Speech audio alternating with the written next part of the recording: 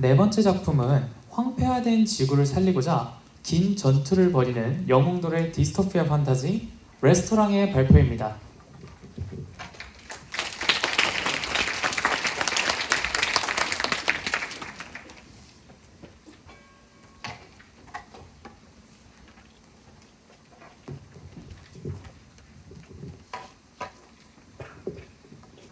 레스토랑에 오신 여러분들을 환영합니다. 저희가 준비한 요리 시작하도록 하겠습니다.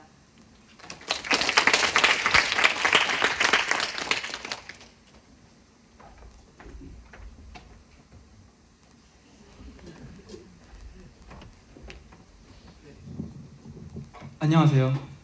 저희가 준비한 요리 이렇게 준비되어 있고요. 요리의 순서는 장르와 캐릭터, 시공간으로 먼저 에피타이저를 맛보시고 그리고 주요 사건과 예고편 상영하시면서 마지막 저희 메인 디시 줄거리로 넘어가겠습니다. 네, 여러분들 혹시 세상을 구하는 영웅이 되는 상상 한 번쯤 해보시지 않으셨나요? 해봤어요. 네, 저도 어렸을 때 만화나 영화를 보면서 그런 상상을 자주 하곤 했는데요. 네, 저희 영화 레스토랑은 이렇게 영웅은 난세에 태어난다는 말처럼 어지러운 세상 속에 에만과 에릭이라는 영웅이 위기에 빠진 레스토 대륙을 이제 구하는 내용입니다. 그럼 레스토란 무엇이냐 궁금하실 텐데요. 레스토는 살아남다라는 뜻을 가진 라틴어입니다. 이 내용에 대해서 굉장히 많은 의미가 있는데 발표 시간상 저희가 준비하지 못했고요. 그리고 이 팜플렛을 나눠드린 팜플렛을 통해 QR코드로 들어가시면 이렇게 저희가 자세한 내용을 사이트로 따로 만들어 놨습니다. 발표 끝나고 한번 보시면 감사할 것 같습니다.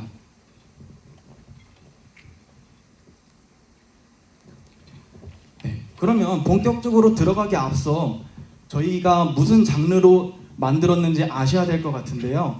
혹시 디스토피아 판타지 장르라는 걸 혹시 들어보셨나요?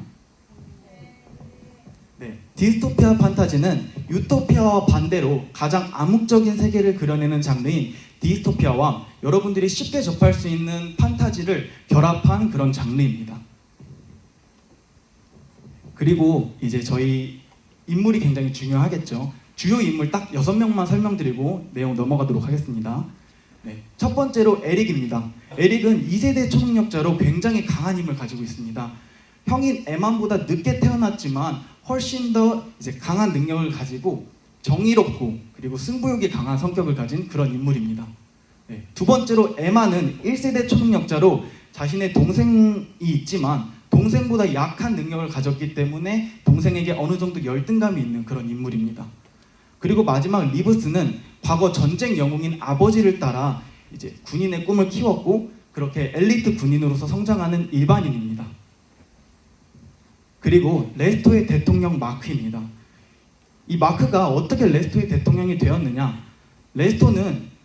당시 레스토는 이제 핵전쟁으로 인해 아픈 사람이 굉장히 많았는데 마크가 크게 병원을 운영하고 있었고 마크가 아픈 사람들을 치료하고 봉사하는 모습을 보면서 이제 국민들의 존경을 사고 자연스럽게 대통령이 된 그런 인물입니다. 그리고 그의 친구 오펜은 천재과학자로서 아까 말씀드렸던 초능력자 에만과 에릭을 만들어내는 에만과 에릭의 아버지입니다. 그리고 마지막 칸은 이제 원래는 레스토의 군인이었는데 나이가 들면서 군인을 은퇴하고 그리고 교육기관 대표를 맡으면서 에만과 에릭을 가르치는 중요한 인물이기도 하죠. 그리고 마지막 저희 빌런 큐어섬이라는 곳에 살고 있는 이제 리타 종족입니다. 그리고 여기 보이시는 리타는 리타 종족의 보스입니다. 큐어스톤을 이제 보호하고 있는 그런 인물입니다. 자, 그럼 이제 짧게 정리하고 들어가겠습니다. 오펜은 이제 아들 에만과 에릭이 있고요. 에만과 에릭은 형제입니다. 에릭이 에만보다 5살이 어리고 그리고 오펜과 마크는 어렸을 때부터 친구 사이입니다. 그리고 한과 리브스는 군인 관계로 수직적 관계에 놓여 있습니다. 자, 그럼 이 인물들이 어디서 사냐? 바로 아까 말씀드렸던 레스토입니다. 레스토는 2120년, 즉 2080년의 핵전쟁으로 인해 다 모든 대륙이 사라지고 인류의 98%가 사라지고 남은 2%가 모여 사는 지역입니다. 그럼 이 황폐화된 레스토를 다시 복구하기 위해선 큐어스톤이 필요했죠. 그 큐어스톤이 있는 곳이 바로 여기 큐어입니다. 이 기후변화로 생긴 섬인데 큐어스톤과 아까 말씀드렸던 그 괴물들이 살고 있는 그런 섬입니다. 주요 사건 짧게 정리하고 바로 줄거리로 넘어가도록 하겠습니다.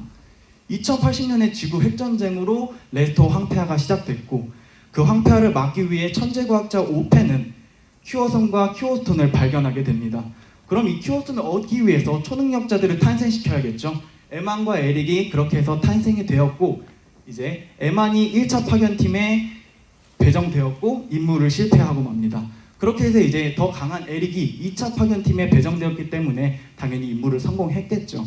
그리고 레스토는 황폐화를 극복하면서 이야기가 마무리됩니다. 그럼 이제 저희 영화의 꽃이죠. 예고편 보고 바로 줄거리로 넘어가도록 하겠습니다. If we do this, we'd be going in short-handed.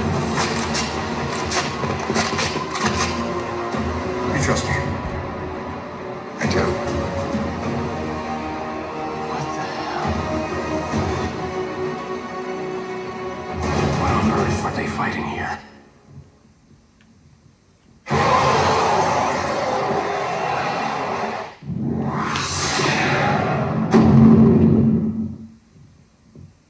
네, 그럼 이제 본격적으로 저희 메인 DC 이제 줄거리 바로 시작하도록 하겠습니다. 천재과학자 오펜은 큐어섬과 레스토의 황폐화를 극복할 수 있는 큐어스톤을 발견하게 됩니다. 그 큐어스톤을 얻기 위해 이제 자신의 친구인 마크에게 부탁을 하죠. 마크, 황폐화를 막을 수 있는 방법을 찾았어.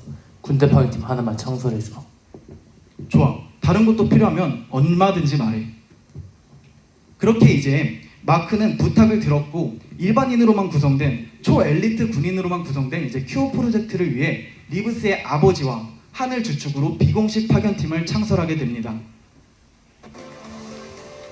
이 비공식 파견팀이 처음으로 큐어섬에 갔지만 역시나 일반인으로만 구성되었기 때문에 괴물을 상대하는 것은 불가능했죠.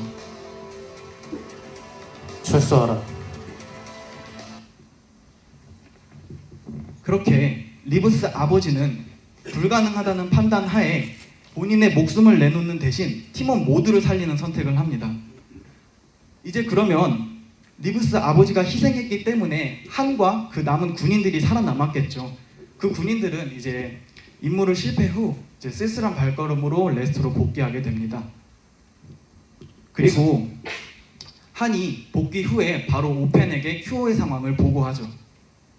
예상보다 리타족의 힘이 강합니다. 일반인 힘으로 큐어스톤을 가져오는 것은 불가능합니다. 오펜은 깊은 고민에 빠집니다. 오펜은 고민 끝에 초능력자를 만들어야겠다, 탄생시켜야겠다는 결심을 하고 계속해서 실험을 시도합니다. 그렇게 수많은 실험 끝에 1세대 초능력자 에만이 탄생합니다. 당연히 영웅의 탄생으로 레스토는 축제 분위기였죠. 하지만 이제 기쁨도 잠시. 한은 에만이 5살이 되던 해 이 누구보다 큐어 상황을 잘 알고 있었기 때문에 에만의 부작용을 한계를 누구보다 빠르게 알아차립니다. 그래서 마음이 무거웠지만 정확하게 오펜에게 보고를 하죠. 에마는 큐어에 적응할 수 없습니다. 에만으로는 부족할 것 같습니다. 다시 한번 오펜은 깊은 고민에 빠졌지만 만일을 대비해서 만들어 놓은 더 강력한 약물 2차 초능력자를 만들어낼 수 있는 약물을 꺼내 듭니다. 그렇게 더 강한 약물을 통해 2세대 초능력자 저희 주인공 에릭이 탄생하게 됩니다. 이후에 에만과 에릭은 성장을 위해 한이 교육하고 있는 교육기관에 맡겨지고 그들은 군인으로서 성장하게 됩니다. 당연히 에릭은 에만보다 훨씬 더 능력이 뛰어났기 때문에 훈련 기록이나 이제 측정에 대해서 에만보다 뛰어난 기록을 가지게 되죠. 이제 17살이 되던 해, 에릭이 17살이 되던 해, 에릭은 지금까지 비행이나 이제 침투 같은 비전투 훈련을 받았었는데요. 근데 이제 전투에 나가야 했기 때문에 이제 첫 모의 전투를 실행합니다. 그런데 여기서 문제가 발생합니다. 에만이 그동안 동생에게 쌓여왔던 열등감이 터져버리는 것인데요. 이 실전 모의 전투에 몇 번은 참여해봤던 에만이 이번엔 동생을 이기기 위해 미리 자신이 유리하게 세팅을 해놓습니다. 그렇게 이제 에만은 다짐을 하죠. 실전에서만큼은 날 잡을 수 없을 거야, 에릭. 하지만 에릭은 크게 신경 쓰지 않습니다. 그렇게 당연히 미리 세팅을 해놨기 때문에 유리한 조건에서 전투를 시작한 에만 팀이 승기를 먼저 잡았고요. 그렇게 패배할 위기에 처하자 승부욕이 강했던 에릭은 이성을 잃고 맙니다. 당연히 이성을 잃었기 때문에 힘 조절에 실패하고 이제 그 광경을 본 스승인 한이 에릭을 말리러 오지만 역시 역부족이었죠. 한을 여기서 한까지 다치게 됩니다. 그렇게 자신의 스승인 한의 다리까지 잃게 만드는데요. 그렇게 해서 심한 트라우마에 겪게 됩니다. 이 능력은 누군가를 다치게 할 수도 있는구나. 아니야, 에릭. 너는 누군가를 지키기 위해서 그 능력을 가진 거야. 한은 스승의 면모를 끝까지 보여주죠. 에릭의 트라우마를 극복시키려 노력합니다.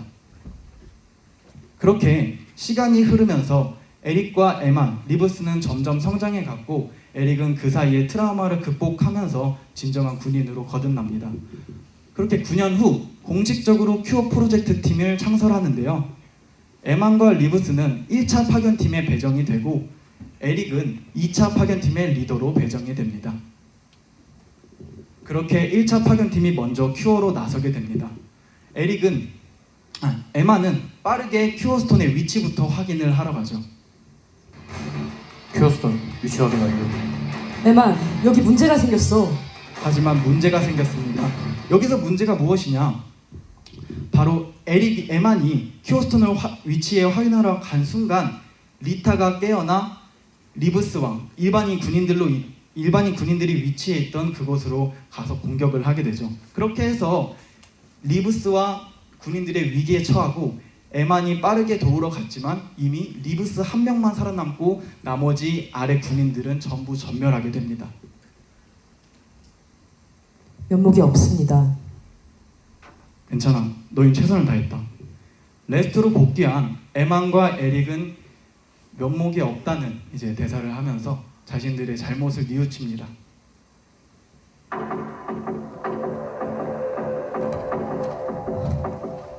아니, 이게 뭐라? 1차 파견팀에 추가 지원 병력 불가. 최악의 경우 이동 통로 끊어도 무방?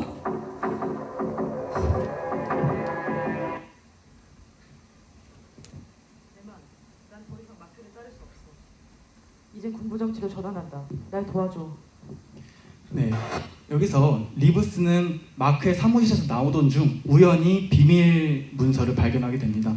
비밀 문서의 내용은 1차 파견팀의 전력을 다하지 않을 것, 1차 파견팀은 그저 정찰대일 뿐 더 큰 노력을 하지 않아도 된다, 이런 내용이었죠. 그렇게 자신의 동료들은 목숨을 바쳐 국가를 위해 일을 했는데 왜 리브스는 전력을 다하지 않았냐, 이런 부분에서 마크에게 크게 분노를 합니다. 그렇게 해서 리브스는 정권 교체를 하기 시작합니다. 같은 시간 에릭은 2차 파견팀 출발이 이미 나갔었는데요. 에릭은 리타족과 전투화를 최소화하면서 큐어스톤을 훔치는 데까지 성공하지만 큐어스톤을 레스토로 보내려고 하는데 포탈에 넣었더니 포탈이 움직이지 않는 이상한 오류가 발생합니다. 에릭, 포탈이 이상하게 생긴 것 같아.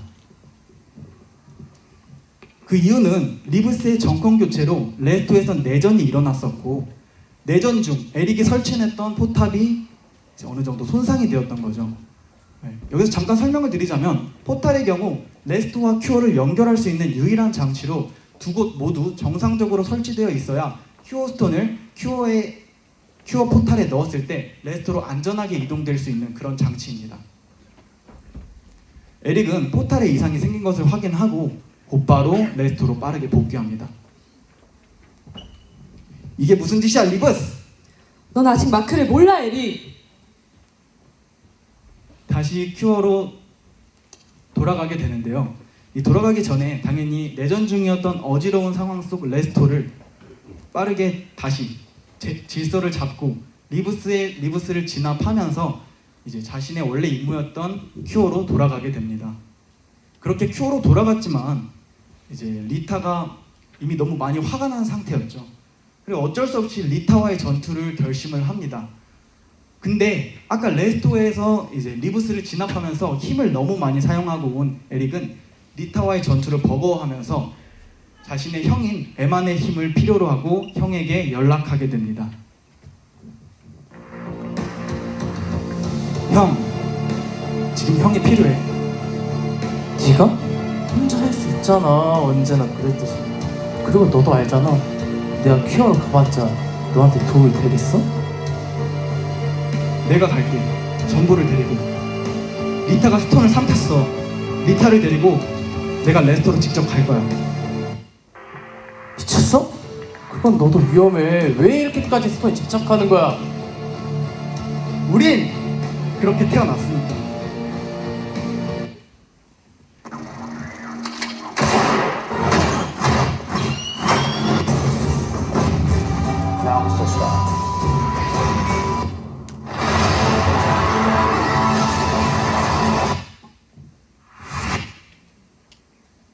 네, 그렇게 에만과 에릭은 힘을 합쳐서 결국 리타를 물리쳐냈고 큐어스톤을 얻었습니다. 그렇게 얻은 큐어스톤은 레스토에 있는 땅에 심었고 그 레스토가 황폐화가 이제 중지되고 점점 복구하면서 평화를 되찾으며 이야기는 마무리됩니다. 아까 제가 앞서서 질문 시작할 때 질문 한번 드렸었죠. 여러분들은 이 이야기를 들으면서 아까 상상했던 영웅이 아직도 되고 싶으십니까? 저는 생각이 바뀌었는데요. 에릭은 영웅으로 태어났기 때문에 자신의 모든 것을 내려놓고 희생하면서 영웅으로서의 일을 해내야만 했습니다. 저희는 어떤 삶을 살고 있을까요? 여러분은 어떤 목적을 가지고 태어나셨습니까? 이 발표를 끝으로 여러분들이 한 번쯤 생각해보는 시간을 가지셨으면 좋겠습니다.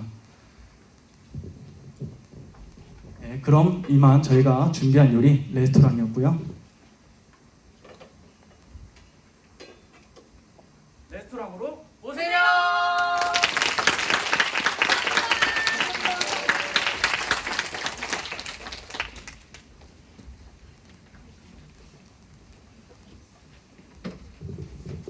지금까지 레스토랑이었습니다.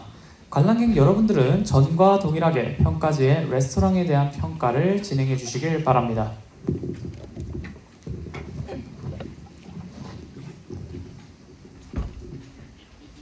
마지막 작품입니다. 다양한 것은 결코 틀린 것이 아니다. 자유를 위한 투쟁 이야기, 전쟁 판타지, 인벨룸의 발표가 있겠습니다.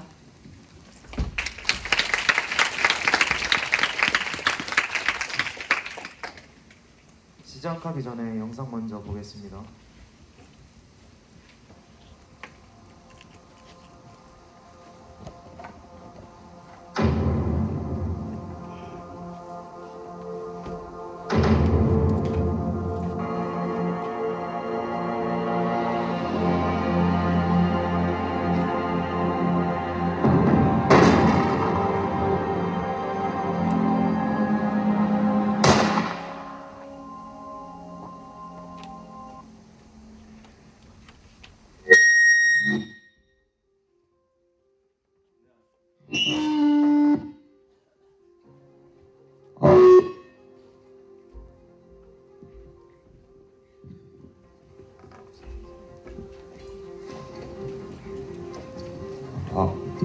네, 안녕하십니까. 저희가 준비한 영상 잘 보셨습니까? 저희는 조 스튜디오로 저희가 준비한 작품은 바로 인벨룸입니다. 지금부터 인벨룸에 대해서 설명 시작하도록 하겠습니다. 우선 순서로는 저희 스튜디오의 최첨단 인공지능 비서 조와 함께 인벨룸에 대해 간단히 설명할 거고, 그리고 스토리는 1부, 2부, 3부로 나눠서 설명드릴 것입니다. 1부는 전쟁 이전 루엔공하고 2부는 전쟁이 시작되고, 그리고 3부는 바로 전쟁이 끝난 그 이유입니다. 먼저 인공지능 조와 함께 인벨룸에 대한 설명 시작하도록 하겠습니다. 안녕 조. 무엇을 도와드릴까요? 우리가 준비한 인벨룸 간단하게 설명해줘. 인벨룸은 독립된 세계입니다. 생명체에 영향을 주거나 에너지 자원으로 쓰이는 대기 만화와 대지 만화가 존재하며 대기 만화와 대지 만화의 융합으로 탄생한 세계수가 존재합니다. 또한 레미안이라는 대륙이 존재하며 레미안에는 인족, 비스타족, 카미트족, 요드족이 살고 있습니다. 그러면은 레미안에 내 종족이 살고 있다 했는데 내 종족은 어떻게 살고 있는 거야? 각 종족은 자신들의 영역에서 살아가며 1차 종족 전쟁 이후 평화협정을 통해 루엔 공화국을 건립한 후 영역끼리 자유로운 이동이 가능해집니다. 그러면은 우선 인족에 대해서 설명해 줄래? 인족은 현실의 인종과 매우 유사하나 뛰어난 생명공학 기술을 통하여 약물로 강화된 신체 능력과 번식력을 지니고 있습니다. 그러면 다음으로는 비스타족에 대해서 설명해 줘. 비스타족은 인족, 짐승 그리고 엘프의 융합으로 인족에 의해 태어난 종족입니다. 이들은 짐승의 형태를 띠고 있으며 인족보다 강한 신체 능력과 질긴 생명력을 가지고 있습니다. 그러면은 이제 카미트족에 대해서 설명해 줄래? 카미트족은 지하에서 생활하며 기계공학과 마법을 합친 마법공학이 발전했습니다. 이들은 오랫동안 만화 광석을 다루며 긴 수명을 가지게 되었으나 번식력이 현저히 떨어지는 모습을 보입니다. 마지막으로 하나 남았네. 요도족에 대해서 설명해 줘. 요드족은 세계수의 열매에서 태어난 종족으로 신체가 만화로 이루어져 있어 영생을 살 수 있으나 마법을 사용하기 위해서는 신체를 구성하는 만화를 사용해야 한다는 리스크를 지니고 있습니다. 네, 이렇게 저희 인공지능 비서 조와 함께 인벨룸에 대해서 간단히 설명해 드렸습니다. 다음으로는 드디어 1부 스토리 시작을 하도록 하겠습니다. 1부는 전쟁 이전 루엔 공화국입니다. 공화국이 설립되고 우프는 자신들의 종족이 약탈자들로부터 납치당하며 노예화되는 것을 알고 여기저기로 돌아다니면서 그들을 구하게 됩니다. 그러던 와중 우연히 비올라라는 인족의 여성을 구하게 되는데 이 둘은 서로 한눈에 반하게 됩니다. 딱 봐도 한눈에 반하게 생겼죠. 하지만 비올라는 인족의 세력에 들어가서 평범하게 살고 있었는데 어느 날 인족의 수장 아우구스가 한눈에 반해 고백을 해버립니다. 평민이었던 비올라는 그 고백을 거절하지 못한 채 결국 그 둘은 부부가 됩니다.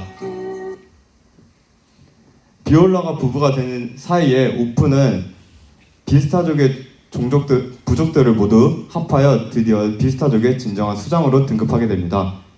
그렇게 수장이 된 우프는 각 종족의 수장들을 모아 위원회를 모집합니다. 그 위원회에서 자신들의 종족이 받고 있는 천재의 대우에 대해 해결하기를 원하며 이들은 대화를 시작합니다. 한번 엿들어 보겠습니다. 인족의 약탈자가 비스타족을 잡아 노예로 팔고 있어. 약탈자들을 막아줄 수는 없습니까? 약탈자에게 피해 입은 것은 스스로 해결하면 될 일인데 그까짓 일 때문에 우리를 모이게 한 것인가?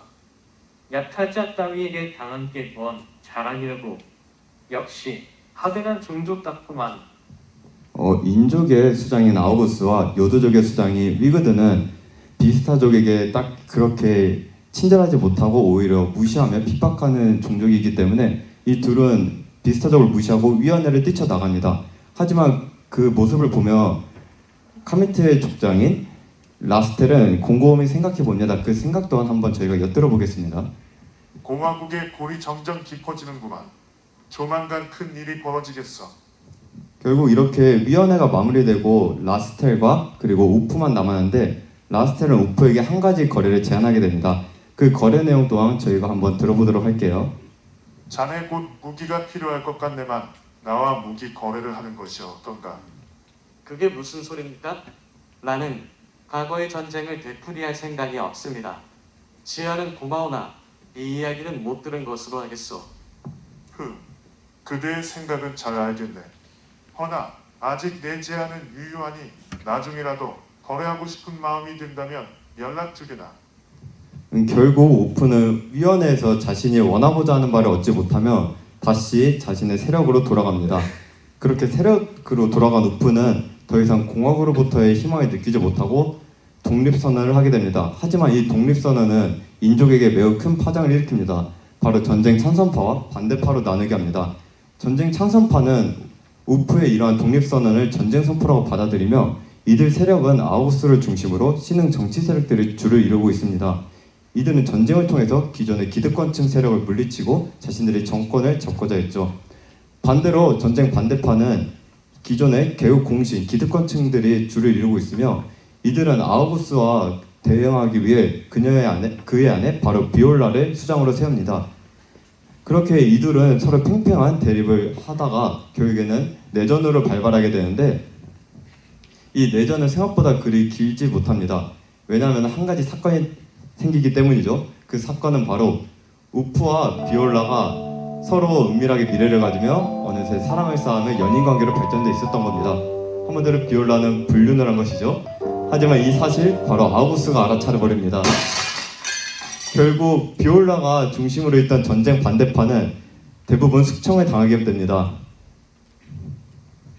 네, 숙청을 당하는데 아우구스가 비올라를 한눈에 반해서 고백했다고 했죠. 와, 이렇게 했는데도 비올라를 여전히 사랑해요. 결국에는 비올라를 살려둔 채 감옥에 투옥시킵니다. 하지만 이는 곧 살아남은 전쟁 반대파들이 그녀를 감옥에서부터 구해주며 이들은 공화국 뒷세계에서 반격의 때를 기다리며 힘을 기르게 됩니다. 다음은 본격적으로 전쟁이 시작된 2부입니다.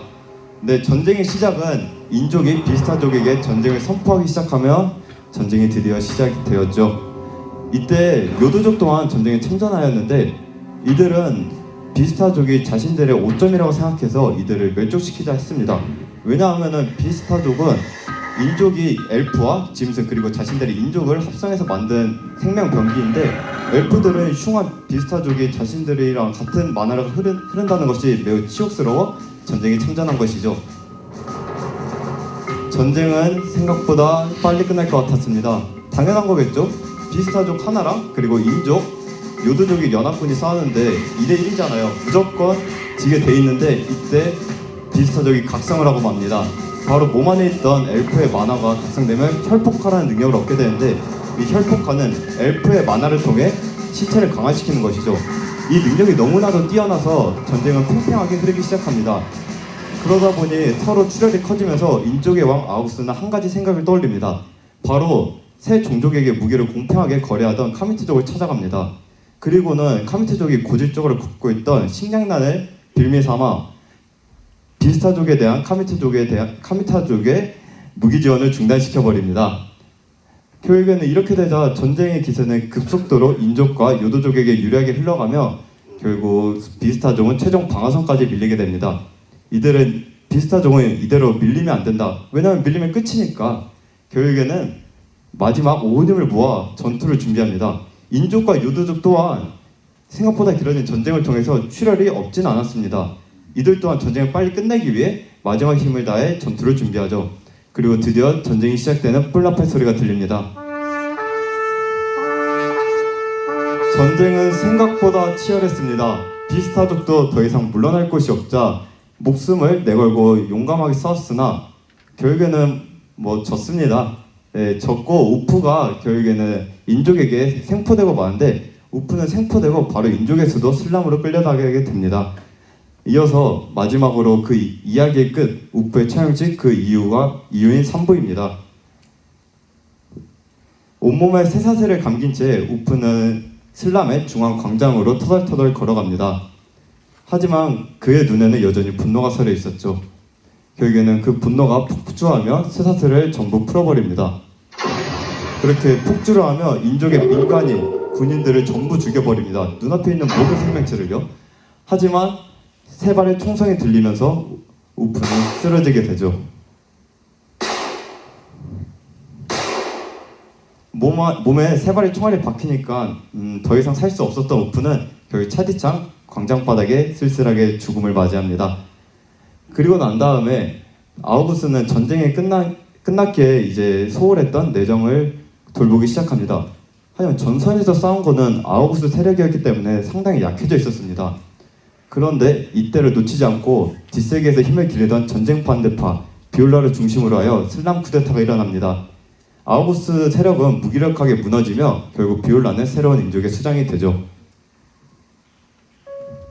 요도족 같은 경우에는 너무 출혈이 컸으며 또한 옆에 있는 카미트족을 견제하기 위해 숲속에서 고립주의를 택하며 힘을 다시 회복하는 기간을 가집니다. 그리고 비올라는 공화국으로부터 독립했던 비스타족을 다시금 공화국으로 받아들여 이들에게 자유와 평등을 약속하며 공화국에는 평화의 바람이 불기 시작합니다. 이렇게 저희의 인벨룸 이야기는 끝이 나게 됩니다. 저희가 이 인벨룸을 창작하게 된 의도와 기획 의도를 지금부터 말씀드리도록 하겠습니다. 우선 창작 의도는 저희는 처음에 다양성이란 무엇인가 그것에 대해서 생각이 시작되었습니다. 왜냐하면 다양하다는 것은 다르다는 것이 결국 차별의 원인이 될 수는 없다고 생각했습니다. 하지만 차별이 없지는 않죠, 세상에. 그렇기 때문에 저희는 인벨룸이 전쟁 영화지만 이 전쟁을 통해서 보여주고자 하는 것은 더 이상 차별받는 태도에 수긍만 하지 말고 한 번쯤은 맞서는 용기를 가지면 어떨까? 라는 메시지를 전달하고자 창작하였습니다. 다음으로는 기획 의도입니다. 저희는 인벨룸을 영화라는 영상 매체를 통해서 만들고자 했는데 그 이유는 영상 매체를 통해서 보여줄 수 있는 특수효과가 저희가 설계한 인벨룸과 매우 잘 맞다고 생각했습니다. 또한 특수효과가 잘 나타나는 씬은 주로 전투와 전쟁이 씬이라고 생각해서 저희는 전쟁 영화로 택하였죠. 그리고 인벨룸의 설정을 보면은 다소 중세 판타지와 비슷한 요소가 많습니다. 이는 저희가 관중들의 진입장벽을 낮추기 위해서 이렇게 설정했습니다. 왜냐하면 너무 이색적인 판타지는 관중들의 이질감을 느끼게 하며 결국에는 호응 또한 떨어지게 되죠. 그러나 저희는 이에 멈추지 않고 평범한 중세 판타지지만 이에 특별한 요소들을 몇 가지씩 넣어 관중들에게 익숙하지만 다른, 익숙하지만 독특한 흥미 요소를 끌어내며 기획하였습니다. 네. 이상으로 저희 조 스튜디오 발표를 마치도록 하겠습니다. 감사합니다.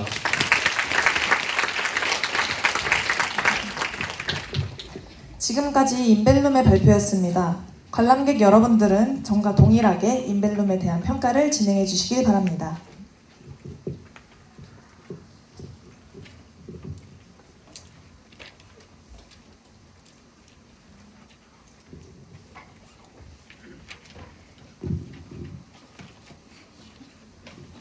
이상으로 준비한 발표가 모두 마무리되었습니다.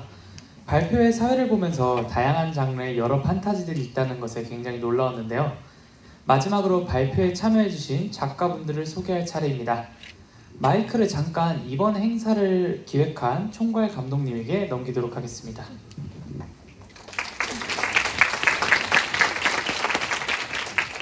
네, 안녕하십니까. 제6회 판타지 시놉시스 창작 발표의 총괄 감독을 맡은 오수민입니다.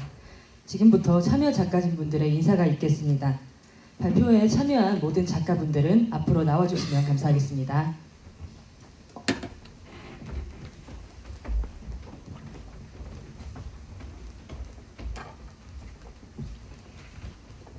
네, 작가진분들은 호명하면 앞으로 한 발자국 나와주시면 되겠습니다.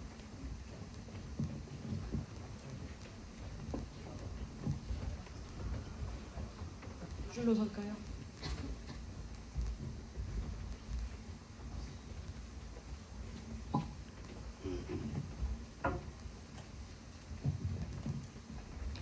네, 그럼 제6회 판타지 시놉시스 창작 발표의 작가진을 한 팀씩 소개해드리도록 하겠습니다. 우선 첫 번째 발표팀인 어반 판타지 재생명인의 송지원, 성채연, 김민진님이십니다.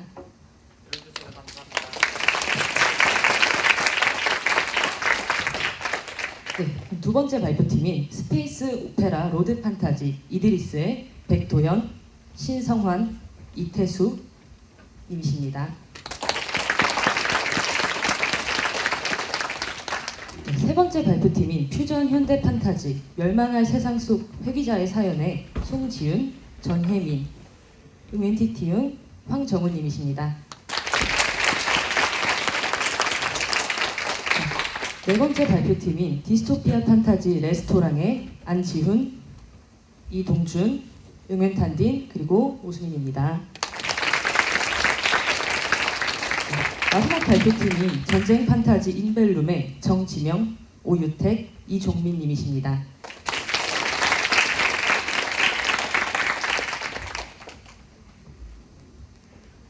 그리고 정명의 요람이랑 난세 영웅전 인사 한 번만 해주시겠어요?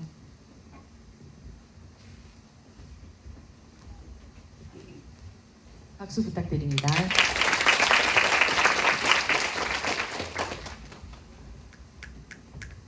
네, 짧게 인사드리도록. 네. 난세 영웅전 인사 부탁드립니다.